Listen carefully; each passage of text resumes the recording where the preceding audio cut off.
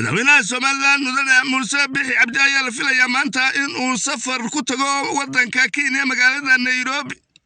halkaas oo uu rasmi ka helay martiqaad rasmi ah dhigiisa madaxweyne Uhuru Kenyatta wararka laga helay saxaafadda ayaa sheegaya in madaxweynuhu kulan ballaaran la yeelan doono Uhuru Kenyatta xukuumadda Soomaaliland madaxweynuhu siyaasadeeda hagayo waxa waajib ku ah in dalka Kenya xiriir dhow la yeesho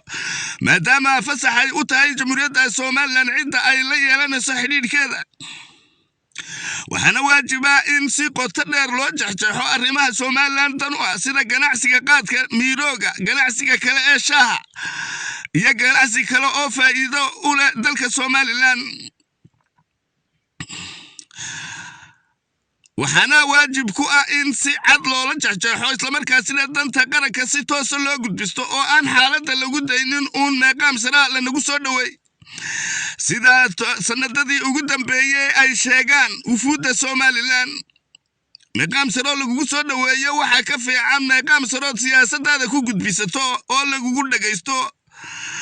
saasi daradeed madaxweynaha Soomaaliland waxa hor yaala siyaasad ka kan oo laga qaaday Soomaaliland isla markaasina waqtiga taagan uu yahay mid la isku halay kari siyaasadda mandaqada Geeska Afrika wax alla wixii dan u ah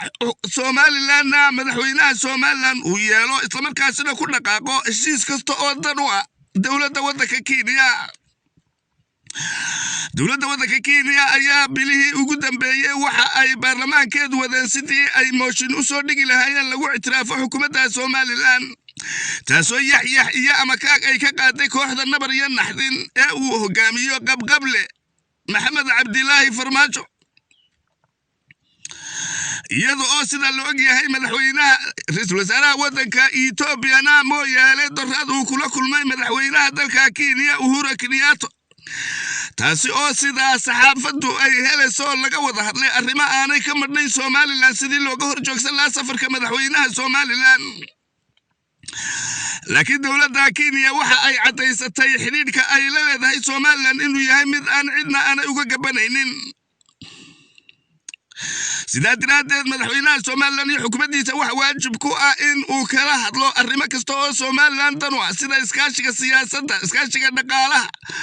arrimaha militariga iyo mandaqada siyaasadeedaba